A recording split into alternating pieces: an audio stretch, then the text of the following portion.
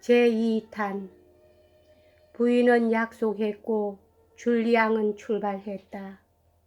그러나 이틀이 지나자 또다시 부인은 그를 불러들였다. 당신이 없으면 나 맹세를 지킬 수가 없어요. 항상 곁에 있으면서 아무 말도 말라는 눈매로 꾸짖지 않으면 나는 그에게 말해버릴 것만 같아요. 이렇게 무서운 생활이란 한 시간이 하루 같기만 해요. 드디어 하늘도 이 불행한 어머니를 측은히 생각하셨다. 스타니슬라스가 조금씩 위험 상태에서 벗어나게 된 것이다. 그러나 그녀가 밟고 있던 얼음은 이미 깨져버렸다. 그녀의 이성은 자기의 죄가 얼마나 큰 것인가를 너무나 잘 알아버렸다. 이제 다시 평정을 되찾을 수는 없었다. 오로지 회한만이 마음속에 뿌리 박았다. 그리고 그 회한은 그것이 이런 착실한 여자의 마음속에 자리 잡았을 때 당연히 밟게 되는 경로를 밟았다. 그녀의 생활은 때로는 천국이고 때로는 지옥이었다. 줄리앙의 모습이 보이지 않을 때는 지옥이었고 그의 발 아래 무릎 꿇고 있을 때는 천국이었다. 난 이제 꿈같은 생각만 하고 있진 않아요. 사랑에 온 몸을 맡기고 있는 순간에조차 그녀는 줄리앙에게 이렇게 말했다. 나는 천벌을 받았어요. 벗어날 길 없는 천벌을. 그러나 당신은 아직 젊고 나에게 유혹당했을 뿐이니까 천주님도 용서해 줄지 몰라요. 하지만 나는 꼭 지옥에 떨어지고 말 거예요. 그걸 확실히 알 수 있는 표적이 있어요. 나는 두려워서 견딜 수가 없어요. 하지만 지옥을 눈앞에 보면서도 두려워하지 않는 여자가 있을까요? 그러나 정말은 후회 같은 것은 하고 있지 않아요. 범해도 좋다면 나는 몇 번이고 이런 죄를 범하려고 생각할 정도예요. 단지 이 세상에서 천벌이 내리지 않는다면, 그리고 아이들에게 천벌만 내리지 않는다면 나에게는 과분한 노릇이라고 생각하고 있어요. 그런가 하면 다음과 같은 말을 할 때도 있었다. 그렇지만 줄리앙, 당신만은 행복하겠죠. 내가 당신을 아주 사랑하고 있다고 생각하시나요? 무엇보다도 희생적인 사랑을 요구해온 줄리앙이었지만 이처럼 크고 이처럼 의심할 여지가 없는 희생적인 행위를 잇따라 눈앞에 보고서는 그의 천성적인 의심과 상하기 쉬운 자존심도 꺾이지 않을 수가 없었다. 그는 이제 진심으로 레날 부인을 사랑하고 있었다. 이 사람은 귀족이고 나는 목공의 자식이다. 그러나 그런 것은 이제 아무래도 좋다. 저쪽은 나를 사랑하고 있으니까. 나는 연인의 역할을 명령받은 하인은 아니란 말이다. 이러한 위구심이 사라져버리자 줄리앙은 사랑의 광란 속으로 그 몸을 불사를 것 같은 도치 속으로 빠져들어갔다. 레날 부인은 줄리앙이 자기의 사랑을 의심하고 있는 듯한 기척을 알아채자 자기도 모르게 말했다. 최소한 둘이 함께 있을 수 있는 짧은 동안만이라도 당신을 정말 행복스럽게 해주고 싶어요.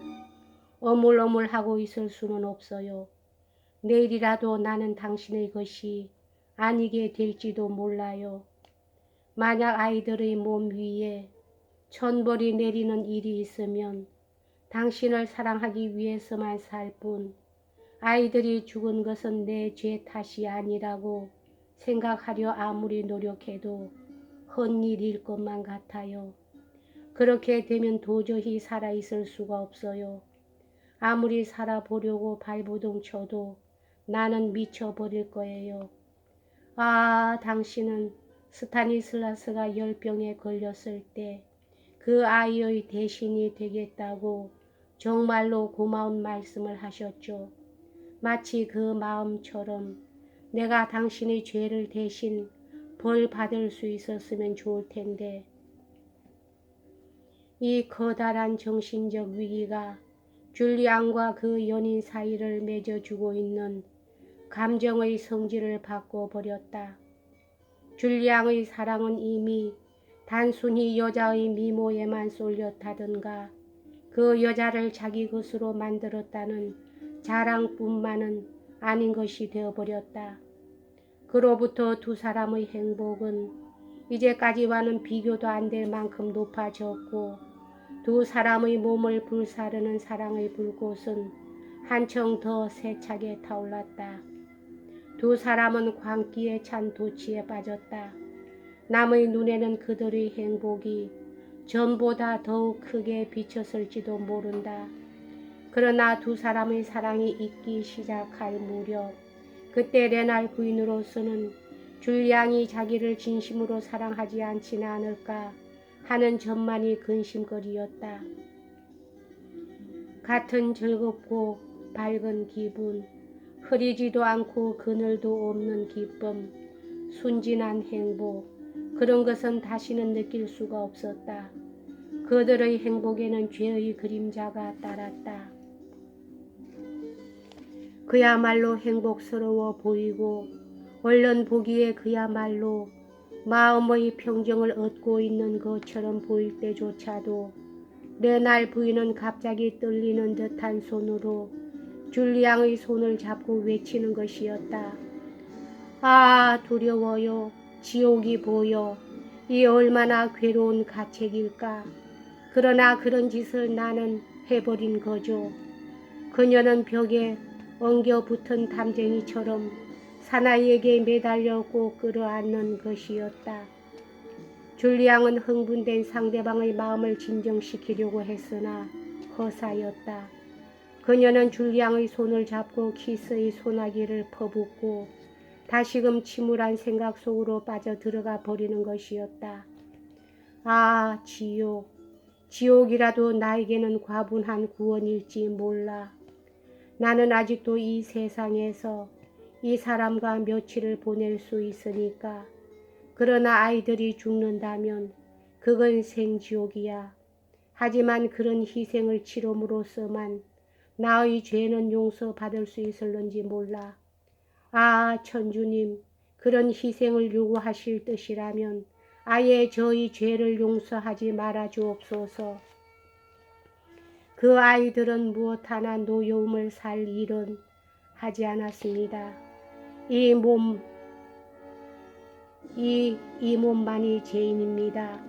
남편도 아닌 사람을 사랑하였으니. 그 뒤로 줄리앙이 얼른 보기에 레날 부인은 안정을 얻은 것처럼 여겨졌다.